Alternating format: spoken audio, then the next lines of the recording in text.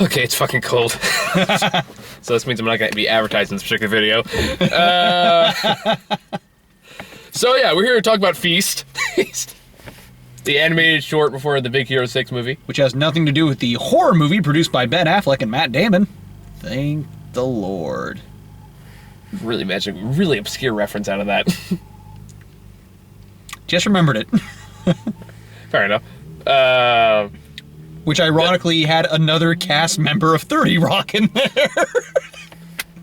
The short's better than the movie, actually. Oh yeah, the short was fantastic. I was like, oh no, not... Don't make me cry, you jerks! Oh, thank God. I know.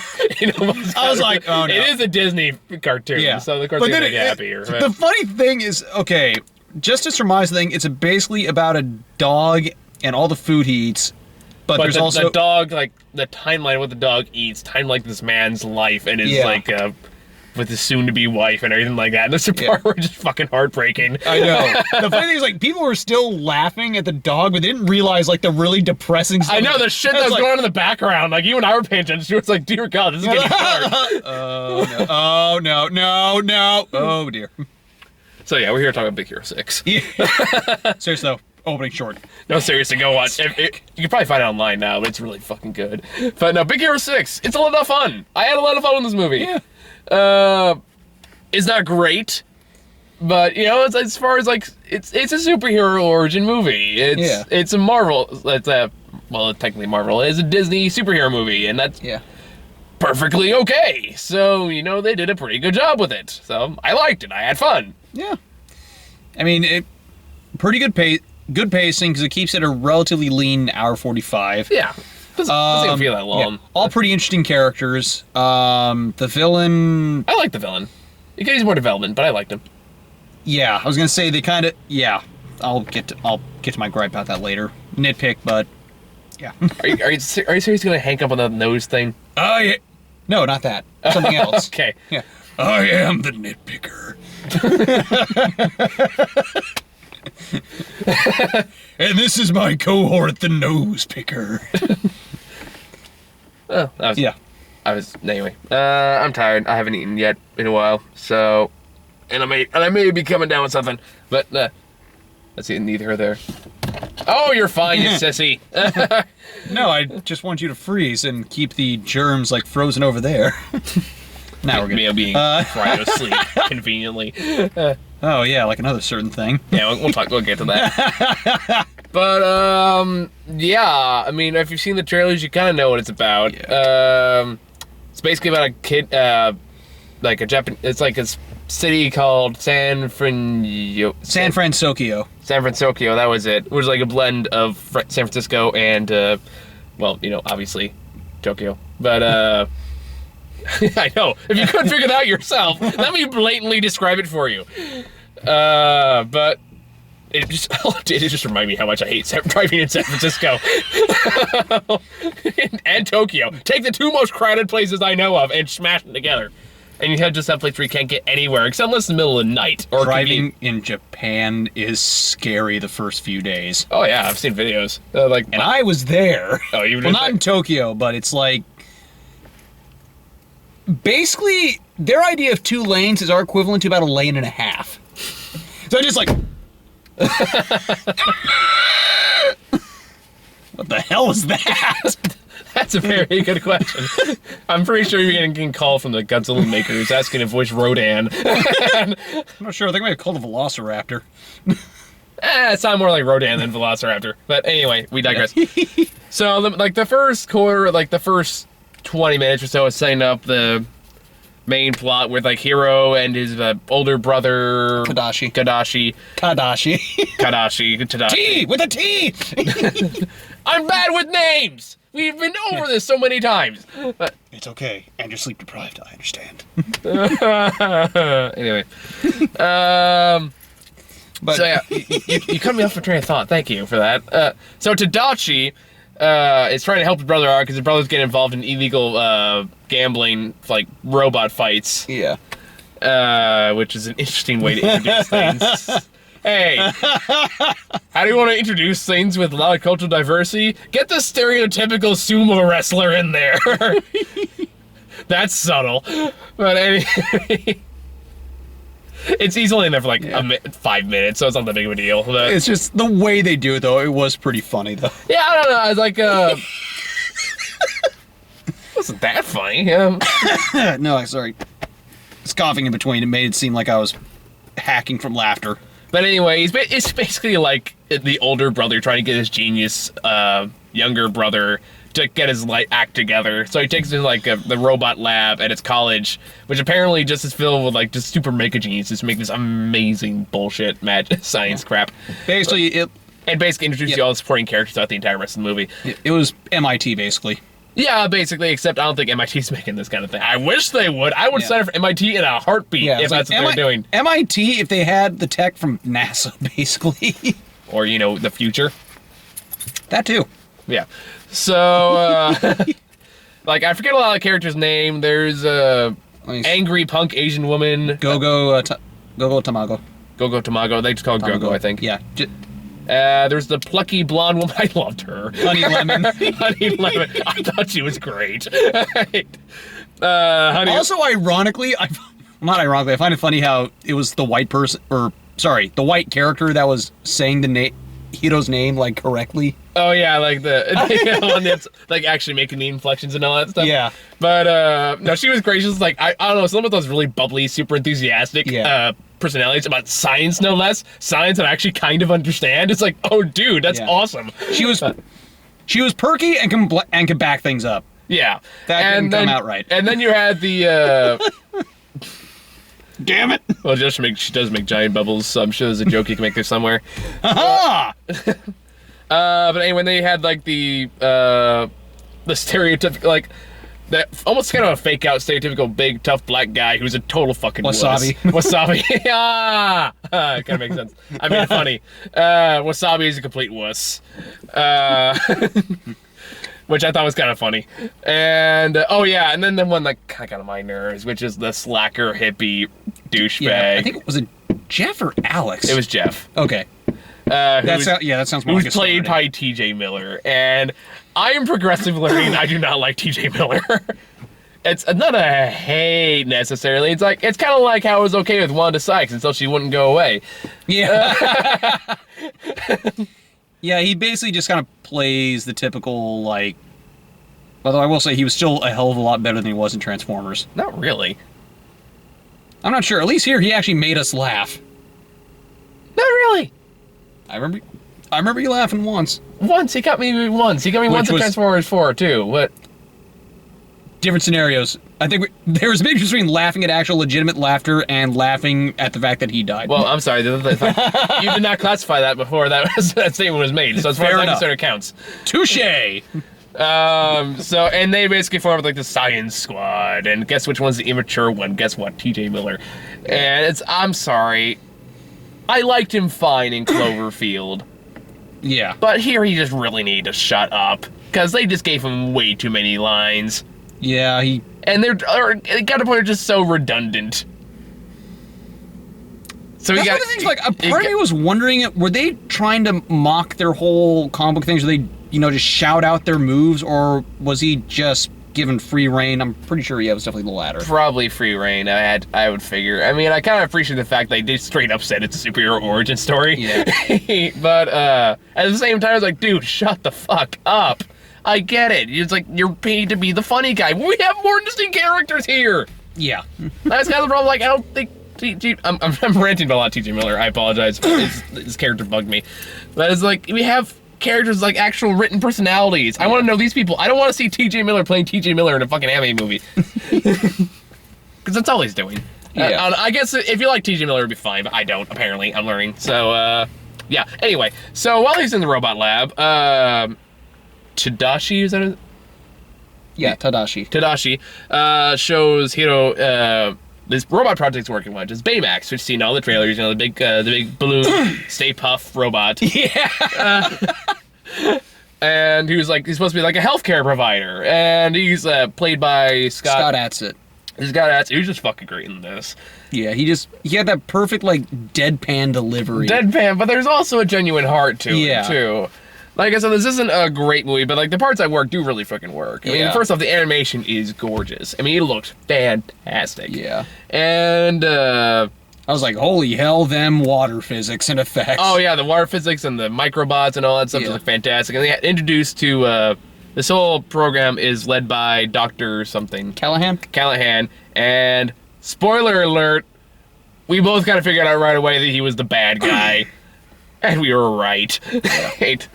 And meanwhile, so they realize that now Hero realizes he really wants to be part of this robot program, so he starts working on this big science project, basically, to present to them at a glorified Comic-Con, and present this to them and hopefully get accepted. That's kind of like how they're accepted. It's like they have to blow the professor away in order to realize, oh, okay, we want you in our program. So he invents these microbots, which it's like tiny little bots, but like and made in huge mass and control their neurotransmitter. By the way, I actually love to actually use the term neurotransmitter. It's like, oh, I know that. That's accurate. Well, you know, that's accurate as the kind of thing could possibly go. Yeah. But through that, he's able to control like millions of these little tiny robots to make whatever he wants, to construct anything he wants. Basically, the limits are only to your imagination. To which point I kind of realized, oh, good, they invented the scientist version of the Green Lantern ring. That's basically what it was, except it was a headset. But then he gets accepted there, but not before he's introduced to Clay, I think his name was, which is the big corporate guy who wants to rank robots for himself. But Hero decides not to accept his offer, and then he won't go mad. So obviously he's the fake out villain. We see it coming from a mile away. Yeah. But after that, there's an explosion, and Tadashi goes in there because the professor's still in there. He wants to go save the professor. And then the building explodes, so he dies. And the rest of the movie is kind of trying to figure out, kind of like who did it, / make a superhero movie. I guess like, oh yeah, I forgot to explain some things. First off, their parents are dead. Disney cliche. Mark that off. Yeah. Disney just has a thing against parents. The only one that really survived are the ones in Brave, and that was Pixar. So Disney had their way. One of them would have died. No, wait, Tangled. Wait, No, they stole the girl away from the parents. Oh, okay, so there's one exception. Anyway, so they're raised by their aunt, and the aunt is also great. Yeah. I love the aunt, because she's like kind of like it's kind of a new wave of like writing eccentric characters, where it's more just spontaneous word diarrhea. Kind of like what I'm doing now. Yeah. It's kind of hard. It's very plucky, very interesting, very funny. I liked it. Yeah. But anyway, so there's about this little green process, and Hero kind of shuts himself away from everyone for a while until he realizes that his brother left Baymax in his room, their shared room together. And Baymax diagnoses Hero with puberty. Yes. Yeah. And you may notice you go hair like on your face, on your armpits, and on your no. And your okay, that's enough. Sneak in that one adult joke. It's like, you get one, use it wisely. And they did. They did. It was effective. But meanwhile, they realized that Hero had one of the microbots left over after the explosion, which is in his pocket in his jacket. Yeah. And he realizes that, no, he doesn't realize, but Baymax realizes it's trying to go somewhere because it starts bouncing up from the container. So he proceeds to follow it to a evil dude in a kabuki mask who it's made millions more of these microbots, and now he's become a supervillain with them. And then the rest is basically the origin story for Mr. Freeze. And yeah, then the rest of the movie is about Hero forming a superhero team with all the people from the Science Squad to fight the Doctor, save the city, yada yada yada. You know the drill. So, yeah, like more or less that's the plot. Pretty much. And so yeah, like good things. Like I did like the villain. Like I kind of wish I wish they did away with the whole mystery thing. Yeah, that was my main problem that I was actually referring to. No, I kind of figured it was my problem too, because that's like the problem with like doing the mystery villain setup thing is it removes time to actually develop your villain. Yeah, or it's like at least sympathize with them beforehand. Yeah, I mean they still made it sympathizable, which given Disney's track record is actually kind of rare. It was just kind of for me. I mean, it's like Yeah, it's just as you said, he's like going the mystery route. It kind of kills the mystique. It's like there's that route, and then there's basically the Spider-Man route. Fine, Spider-Man, but So I just, at least in the movies, also they introduce characters, show them their problems, show them like what drove them to it, and then. Like I said, it's basically just the origin plotline for Mr. Freeze. So it's like, it would have been so bad if they didn't make the villain so obvious, like what really was. I mean, if you're a kid, you probably won't guess it, but like anyone as adults can figure out pretty damn fast. Yeah. But anyway, so like that's kind of the big problem with it. But what I did like about the villain, though, at least compared to like Disney's most recent work, like Frozen or I don't know, I never saw Tangled, so I can't speak for that one. Yeah, Tangled. I heard it was good. No, I love the movie. It's just the villain issue there. That was... Okay. And, like, Wreck-It Ralph, and, like, basically every Disney villain they've had for a long time, this is the first one that actually is kind of sympathizable. Yeah, well, Wreck-It Ralph wasn't sympathizable. They did a good job with the twist, I'd say. Well, I think they did a decent job with it. Like, that's where the mystery aspect is, like, you at least kind of... Well, even then, it's still pretty obvious who's the villain. Yeah, but at least then you kind of you were able to enjoy the guy beforehand. I actually like the movie a lot better than Wreck-It Ralph, to be honest. I always thought Wreck-It Ralph was just okay. But, because it's really, with Wreck-It Ralph, you could have had so much potential to explore other game worlds. Instead, we're stuck in Candyland, the movie, for an hour and a half. But anyway, that's a whole different Disney movie. We can talk about that later. Or in a different video, if we really care that much about it. But no, like, I like the fact that they actually gave him, like, a motivation. They actually gave him a reason. They actually tried to make him sympathizable. I think they succeeded in a limited capacity, and that's mostly because of the strength of the voice actor.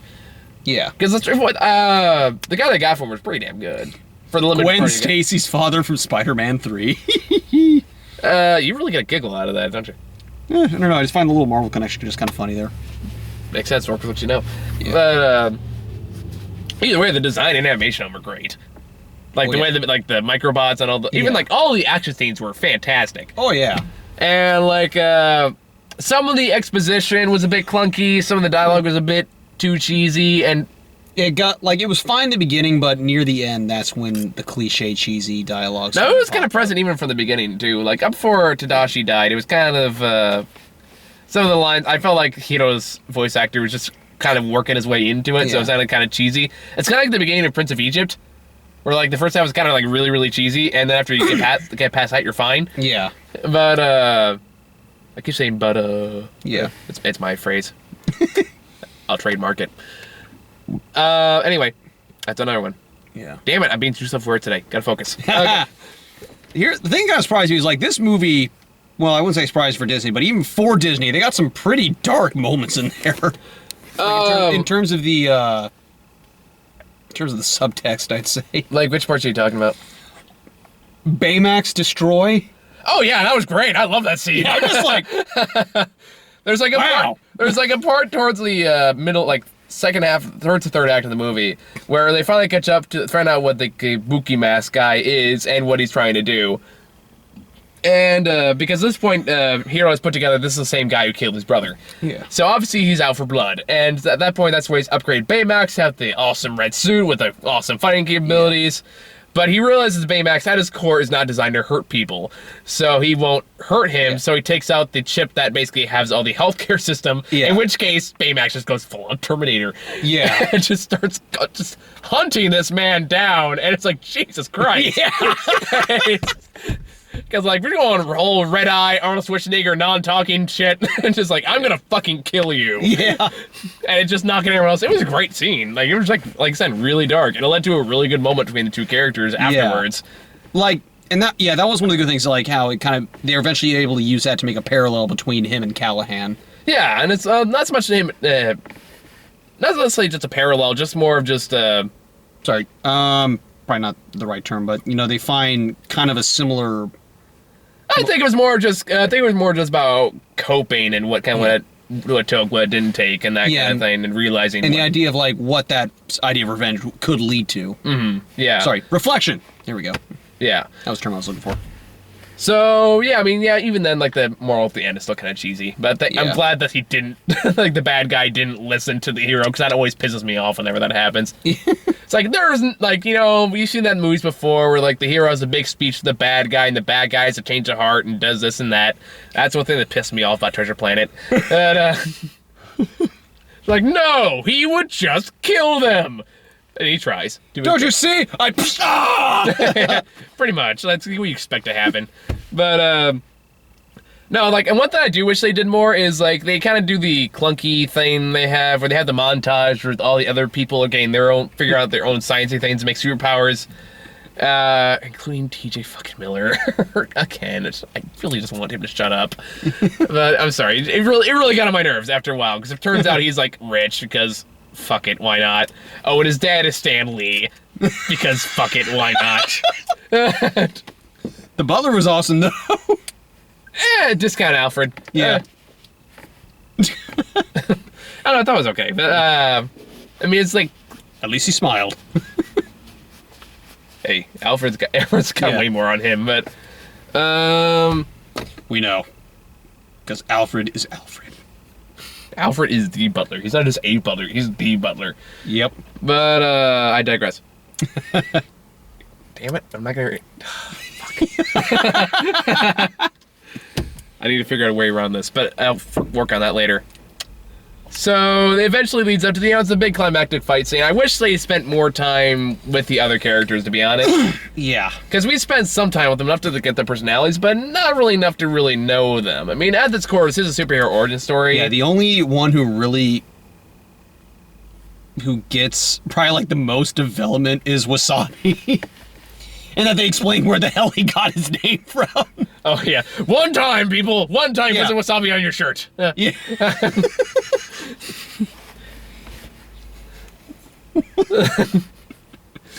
Oh, David Wayans Jr., you were fantastic in this. It's like, I think there was a line in Adventure Time where, like, Jake's trying to make some deep comment about something beautiful. It was like, it's like a dog trying to find his lemon in a deep fog. And the dog goes, you drop a lemon one time in a fog, you never let him forget it. So, yeah, it's kind of one of those lines. No, I liked Damian Wayne in this movie. I thought he was funny. Granted, again, sometimes, like, his dialogue get a little too, like, all right, wrap it up there. That was the case for everyone, I'd say. Yeah, I mean, most people, like even the punk Asian who I really liked. Go-Go. Go-Go. Even then, she got on my nerves a couple times. Like, a lot of people get on my nerves. I'm sorry, it's a fidgety thing. I play with straws. And it's like, why is there a straw? Because I drove I had to rush over here. I had to grab something to hydrate. I barely made it here in time. Yeah. That's one of those things. I just came off a job in, like, San Pablo, which is an hour and a half away from here, plus traffic. Woo! So I had to race over here as fast as I possibly could. Barely made it in time. Our theater was packed. Yeah. I haven't seen a movie this theater this packed in a long time. This movie's been out for over a week. I'm really surprised. Even Interstellar in an IMAX theater was less packed than this. Not really, actually. If you really looked at the crowd in Interstellar, almost every seat was full. True, but it was also a lot smaller in comparison to this one. True. Well, also true. Not by much, though. Yeah. Anyway, that's splitting hairs. It's just a sea of children. Yeah, and of course a lot of, children apparently cannot shut the fuck up in a movie theater. Including a couple of obnoxious little ones next to us. I kind of lost it with those kids. Because then they, like, they're starting to whisper, okay, fine, we do it too. I'm not going to judge too harshly. But, they start talking loud. I was like, shut the fuck up. I didn't actually say that. You just went, shh. And they both looked at me startled. Like, oh, we were too loud? I was like, yes. Mm. Yeah. And they're fine after that. But yeah, it's not like me when I lost it during that crappy Omen remake. When was this? I don't remember. Was I there for this? No, this movie came out in like 2006. Oh, okay. What? No, you gotta tell the story now. Come on. All right. Okay, basically, yeah. Before I knew when movies were good and bad, I saw the Omen remake, thinking it was actually a good horror movie. And how did that make you feel? Embarrassed, ashamed. Good. But anyway, so there's like a group of teens, like a couple rows behind me, and the other ones are just talking throughout like the entire movie. I try to be patient, but it was at the halfway point where it's just like, spoiler alert, basically, Dave, you really give a shit about the Omen remake. But there may be someone. Remember, just because we're not big fans of a certain movie doesn't mean you didn't get a lot of hate response about voicing your displeasure. Are you referring to Anchorman? Yes. Okay. I still stand by it. I don't care what anybody says. So anyway, and someone's like, Mr. Thorne, your wife is alive, but the baby's dead. And so one of the kids just goes, again? And at that moment, just without even hesitating, just been around, will you just shut up? And the entire theater burst into laughter.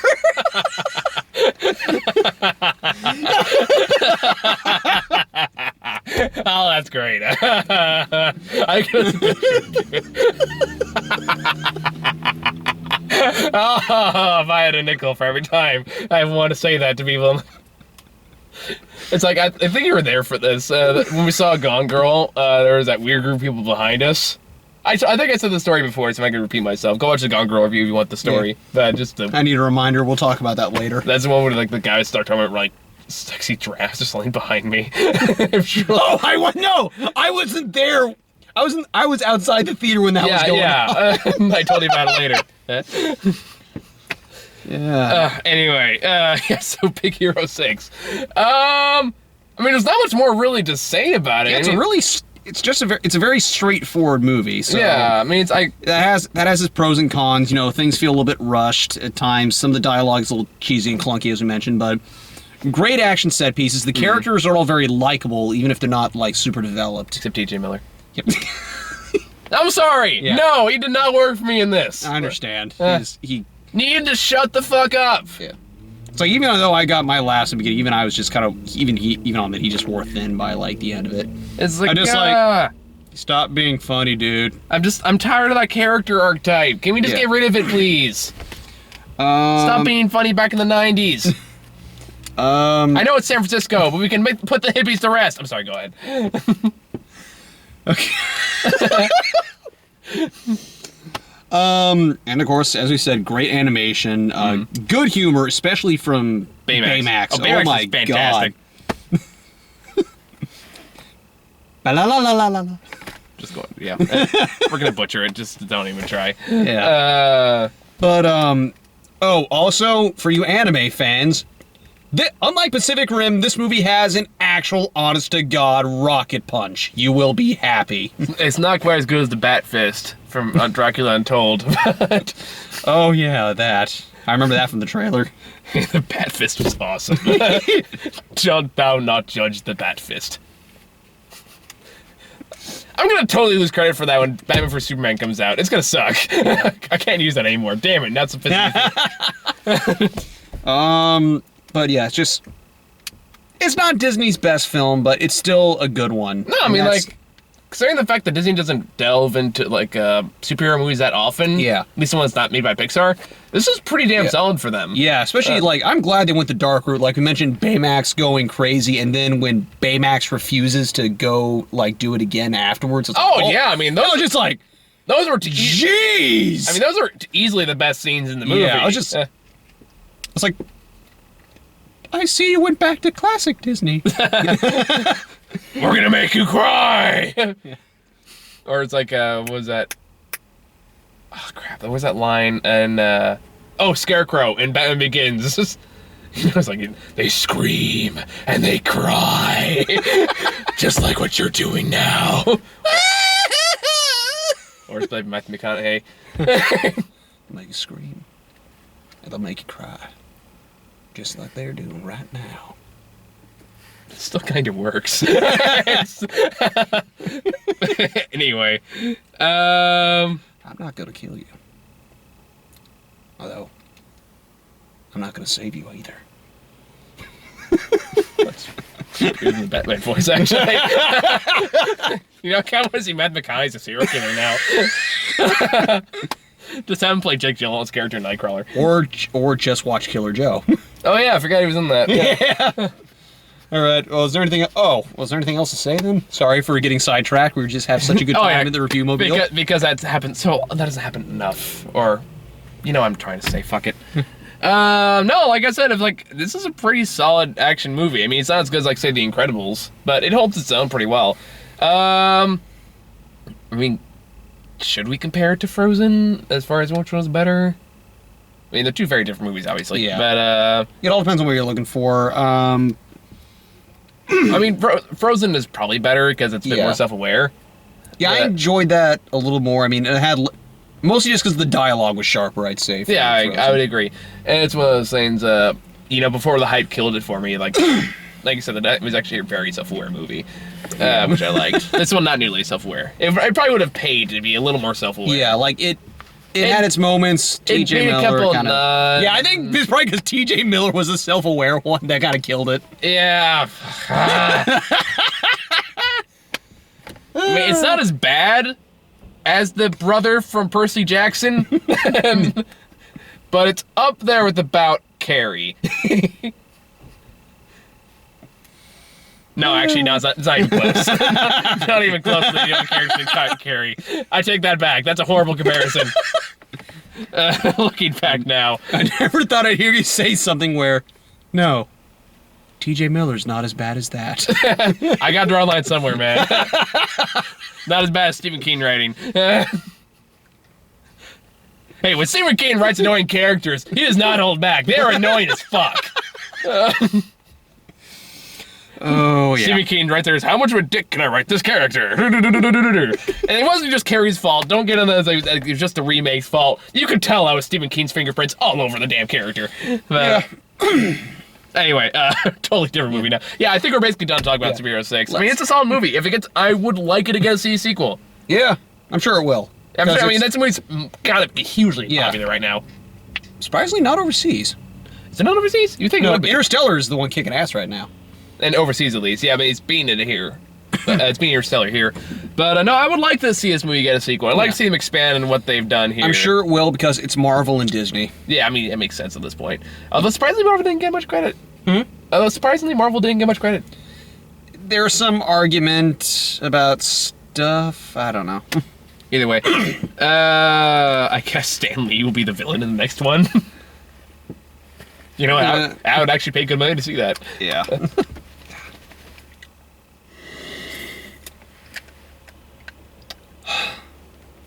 I've diagnosed you with anxiety.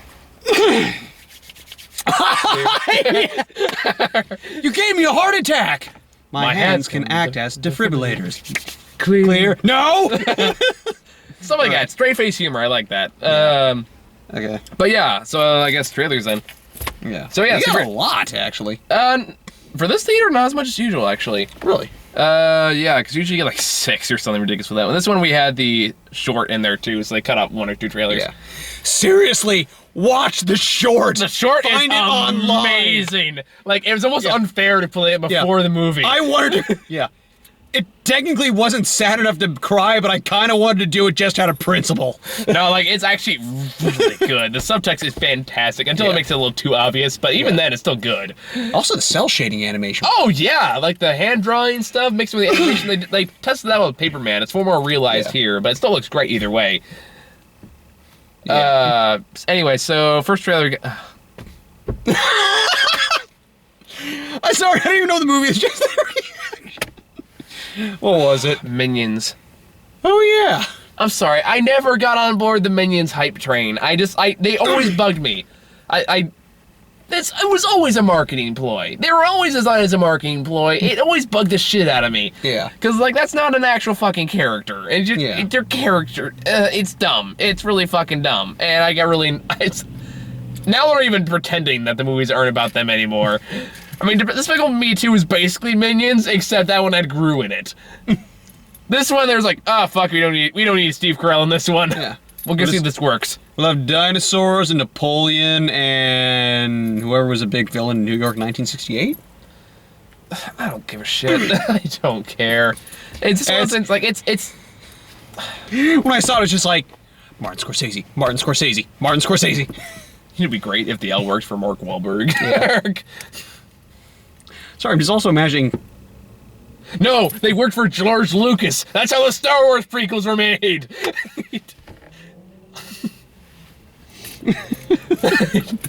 Oh, that would be fantastic for all the wrong reasons. Oh, God. All right, next movie. Explain Jar Jar Binks. Yeah. Then we got Spare Parts. And this is a new trailer for this movie, in which case they just I didn't even hear about this movie before. We got a few trailers for it so far. This is like the newest one I've seen for it. It's basically... I've made this joke before, but every time I see the trailer, the same joke pops in my head of South Park, which is, how do I reach these kids? needs. Because that's what it is. It's the exact same fucking movie. We've seen it so many times, and I don't know. I appreciate that George Lopez is trying to do something different, but yeah, at least this movie did give an answer. How do you reach these kids? With robots! Fuck yeah. That's how we're hero. Yeah, robots? Fuck yeah, I want to go to this college. Screw robot fights. I can do this shit. Make lasers and giant popping gumballs. So, yeah, so that was that movie. Then we got a trailer for Annie, which got an introduction. That was so obviously red. Yeah. Red from a big ass thing in the background. It's like, yeah, hi, watch this movie, Annie. Then I just like, watch this movie, Annie. It will be really good. Bye. And because there's parts that's it, and it's so obviously a self-correction. Like, oh, sorry, did I say that not loud enough? Okay, I'll enunciate more. But yeah, I mean, I don't know. I'm not anticipating much. Yeah, there were not a lot of good trailers. The last one, we got one for Tomorrowland. Yeah, which I'd seen before. It was weird actually seeing it on the big screen. I don't know. That's short potential. The sun will come up Tomorrowland.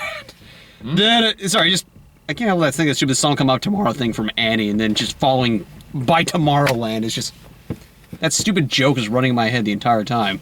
It's one of those things, like, it's kind of Disney's another attempt to turn an attraction into a movie series. Yeah. I mean, maybe it worked, maybe it won't. I mean, it didn't work for Haunted House, although they're trying that again, apparently. Maybe, sort of. I don't know. Is that still going? Yeah, they're rebooting it, I think. I heard, like, Guillermo del Toro might be attached to it, but that was a long time ago, so I don't know if that's still the case. I would certainly give it a shot if that was the case. So I don't know. That's George Clooney. It looks creative, so I'm willing to give it a shot. Yeah. Still having your other joke. What happens when we flip the coin? Yeah, because like they've seen the trailer, like the whole thing, like this whole thing's about this girl that gets out of juvie, I'm guessing, and like she pops into Tomorrowland every time she picks up a mysterious token, but disappears in Tomorrowland as soon as they drop it. So it's like, what happens when you just flip the coin? Ting!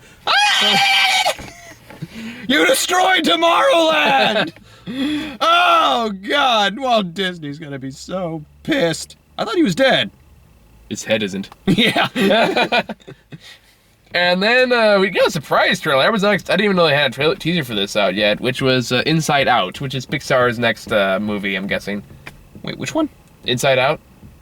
That was the one about the emotions in the head. Oh yeah! Like a new Pixar teaser. Yeah, I forgot about. Which I thought was like, at first it looked like just a montage of all the Pixar movies. It was like, wow, they really have gotten lazy since Cars 2.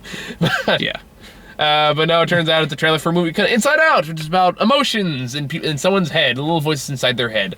I just realized, I don't think they showed a single Cars thing during that montage. No, they just show clips from Cars 1. Well, then they kind of learned something. I think you may have pointed out a clip from Cars 2 where you're... No, I was just being a smart ass and saying, fear, Cars 1, disgust, Cars 2. Anger, my review of Cars 2.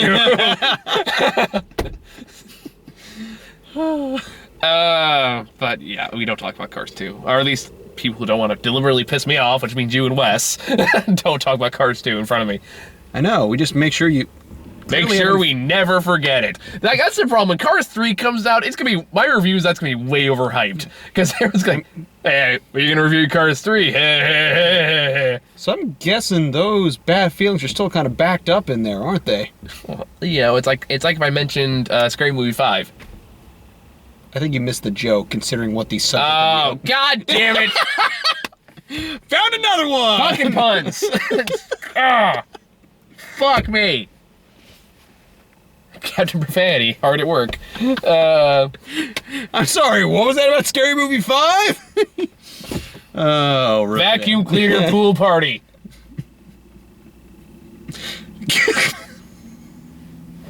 You don't remember that? No, I do. It's just it's one of those things where you're not laughing with, you're just laughing at what in God's name were we watching? Seriously, looking back now, is that the worst? Is that still stands as one of the worst movies I've seen since we started doing this? Probably. It's up there. For me, it's like the only good joke in that movie was the tunnel thing. I don't even fucking remember that. During the... Why are we even talking about Oh, this? yeah! Yeah, I remember now. Okay, yeah, I forgot about that. That was like the one good moment. I mean, it didn't make me as mad as Die Hard 5. But, Yeah. It's like, I don't think Die Hard 5 was as bad no, as... it's not as bad, but, But maybe, it's, yeah, it's like, there's a big difference between being shitty and being something that pisses you off. You know it's bad when the Inside Out teaser, I related easily to anger. Because there's a part where, like, see all the emotions are all brightly colored and all that stuff. They all hug together except for anger. They touch him, he goes, don't touch me. It was like, that's me. He's my favorite character already. I like him. Oh, Oh, and then they got the pun that killed me. It was like, major emotion picture. It's like, oh, fuck. Damn it. Oh, God. I don't know, it's Pixar, so I'm gonna give it a shot. I mean, I'm a big Pixar apologist, Cars 2 aside. I mean, Cars 2 was like, before Cars 2 came out, it's still like one of the worst ones, but back then, even like their worst was still decent. Yep. I don't know, they're making Incredibles 2, so if this sucks, I'll make up for it. Please get Brad Bird back. Please get Brad Bird back. Please get Brad Bird back. What's he even doing nowadays, anyway? Tomorrowland. Oh, well. You see, there you go, tomorrow's gonna be good. Yeah. It's got Brad Bird behind it. George Clooney, it's gonna be good. Yeah, it's like, I don't think Brad Bird's done anything bad yet either. That's what I can think of, anyway. It's like, yeah, he hasn't done anything bad. It's like, Ghost Pro. Why are we still talking? Sorry, but yeah, Ghost Protocol, Iron Giant, Incredibles. Oh, I keep forgetting and Ghost Protocol. Of course, he was the a consultant for The Simpsons for like the first, till through '97, I think. Damn. Yeah, basically, it's like you wanted to get a guy to properly match the show to a movies or TV show segment to like really emphasize the parody. He was your go-to guy. So I think the moral of this review is go watch Feast. Not the Matt Damon, Ben Affleck produced one. Go watch the Disney short Feast. Exactly. And it's a name of a cartoon, not an actual food item. Never mind, just go watch the one with the dog. That's not a feast, but is called Feast. We can do this all day. So, yeah, you got any final thoughts? I think we've pretty much said everything. It's just, yeah, awesome short. Oh, yeah, like most other Marvel movies, there's an after credit scene. Stick around for it. Even then, it's fine if you wait till DVD to watch it. But Yeah. it's not pivotal. But it's not like they're setting up their own animated, expanded universe. Although I would love this crossed over to the regular universe. Can you imagine? Just all of a sudden cartoons pop out of nowhere. Yeah. Why are we real? Oh, God. And they're just going to use that as an excuse for TJ Miller to freak out. Oh, fuck. Dude, it's like, have you seen the newest episode of South Park? The part at the very end when he takes the headphones off. So how was it? It was all right, But the graphics sucked. Oh my God. So yeah, I think we said all we have to say. So next week, it's a pretty slim week because I'm really fucking busy next week. So we got Dumb and Dumber and Rosewater if we have time for it. But I can't promise anything on that one. Yeah, the Jon Stewart directed biopic. There was another movie that came out next week that's getting pretty good reviews right now. You know which one it is? Remember Me? There's like some romantic movie that came out that I had never heard of. It's actually good reviews. Like, what the hell? But yeah, it's like Dumb and Dumber 2 is like the only big one getting a release. I'm gonna look it up now because it's gonna bug me. Un momento, por favor. Make a joke or something while I do this. Your face is a great joke. There you go. Oh, Beyond the Light. Oh, Foxcatcher. That's when I wanted to go see. Oh! Yes! Foxcatcher! I don't know if it's kind of wide release or limited release. It'll probably be in Camera 7 if it is. Yeah. So, yep, that's like it's it for this week, guys. So, thank you all for watching. See y'all later. Bye!